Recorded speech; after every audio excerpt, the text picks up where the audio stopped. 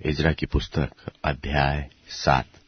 इज़रा की पुस्तक अध्याय 7। इन बातों के बाद अर्थात फारस के राजा अरतक्षत के दिनों में इज़रा बाबेल से यरूशलेम को गया।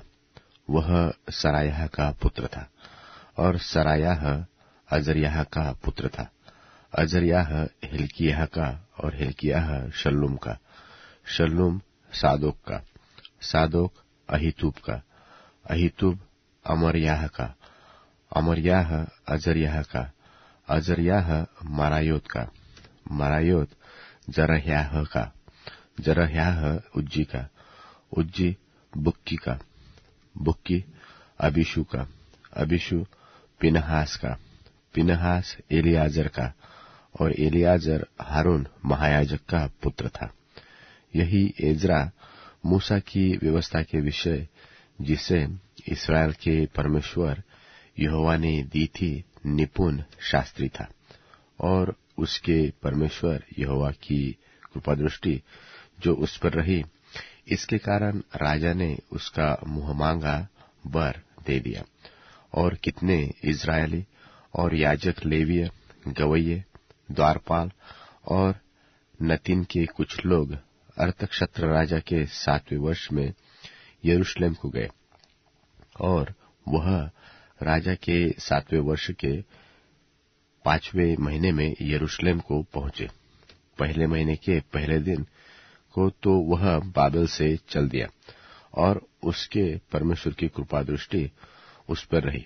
इस कारण 5वें महीने के पहले दिन वह यरूशलेम को पहुंचा, क्योंकि इज़रा ने यहोवा की व्यवस्था का अर्थ बूझ लेने और उसके अनुसार चलने और इस्राएल में विधि और नियम सिखाने के लिए अपना मन लगाया था।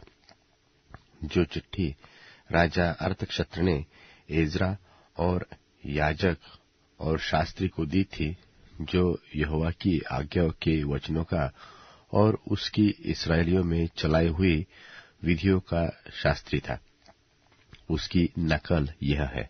अर्थात इज़रा याजक जो स्वर्ग के परमेश्वर की व्यवस्था का पूर्ण शास्त्री है, उसको अरतक्षत्र महाराजा धीराज की ओर से इत्यादि मैं यह आज्ञा देता हूं कि मेरे राज्य में जितने इस्राएली और उनके याजक और लेवीय अपनी इच्छा से यरूशलेम जाना चाहे, वे तेरे संग जाने पाए। तू तो राजा और उनके 7 मंत्रियों की ओर से इसलिए भेजा जाता है कि अपने परमेश्वर की व्यवस्था के विषय जो तेरे पास है, यहूदा और यरूशलेम की दशा बूझ ले। और जो चांदी सोना राजा और उसके मंत्रियों ने इस्राएल के परमेश्वर को, जिसका निवास यरूशलेम में है, अपनी इच्छा से दे दिया है, और जितना चांदी सोना कुल बाबेल प्रांत में तुझे मिलेगा, और जो कुछ लोग और याजक अपनी इच्छा से अपने परमेश्वर के भवन के लिए जो यरूशलेम में है देंगे, उसको ले जाए। इस कारण तू उस रुपये से फुर्ती के साथ बैल, मेंढे और मेमने, उनके योग्य बलि, अन्य बलि और अर्घ की वस्तु समेत मोल लेना और उस वेदी पर चढ़ाना जो तुम्हारे परमेश्वर के यरूशलेम वाले भवन में है। और जो चांदी सोना बचा रहे, उससे जो तुझे और तेरे भाइयों को उचित जान पड़े, वही अपने परमेश्वर की इच्छा के अनुसार करना। और तेरे परमेश्वर के भवन की उपासना के लिए जो पात्र तुझे सौंपे जाते हैं, उन्हें यरूशलेम के परमेश्वर के सामने दे देना। और इनसे अधिक जो कुछ तुझे अपने परमेश्वर के भवन के लिए आवश्यक जानकर देना पड़े, वह राज खजाने में से दे देना। मैं अरतक्षत्र राजा यह आज्ञा देता हूं कि तुम महानद के पार के सब खजांचियों से जो कुछ इज़रा याजक, जो स्वर्ग के परमेश्वर की व्यवस्था का शास्त्री है, तुम लोगों से चाहे वह फुर्ती के साथ किया जाए। अर्थात 100 किक्कार तक चांदी, 100 कोर तक गेहूं, 100 बत तक दाखमधु, 100 बत तक तेल और नमक जितना चाहिए उतना दिया जाए। जो आज्ञा स्वर्ग के परमेश्वर की ओर से मिले, ठीक उसी के अनुसार स्वर्ग के परमेश्वर के भवन के लिए किया जाए। राजा और राजकुमारों के राज्य पर परमेश्वर का क्रोध क्यों भड़कने पाए?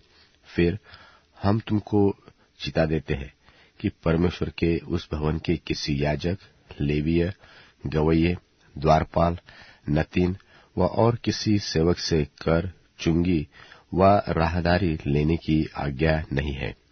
फिर हे इज़रा, तेरे परमेश्वर से मिली हुई बुद्धि के अनुसार जो तुझ में है, न्यायियों और विचार करने वालों को नियुक्त कर, जो महानद के पार रहने वाले उन सब लोगों में जो तेरे परमेश्वर की व्यवस्था जानते हो न्याय किया करे, और जो उन्हें न जानते हो उनको तुम सिखाया करो।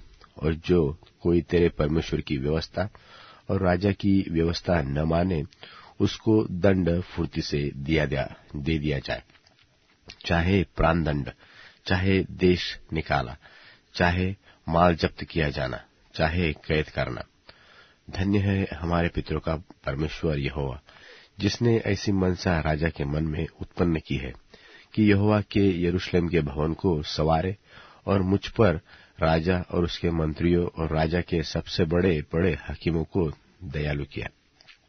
मेरे परमेश्वर यहोवा की कृपा दृष्टि जो मुझ पर हुई, इसके अनुसार मैंने हियाव बांधा और इस्राएल में से मुख्य पुरुषों को इकट्ठे किया कि वे मेरे संग चले।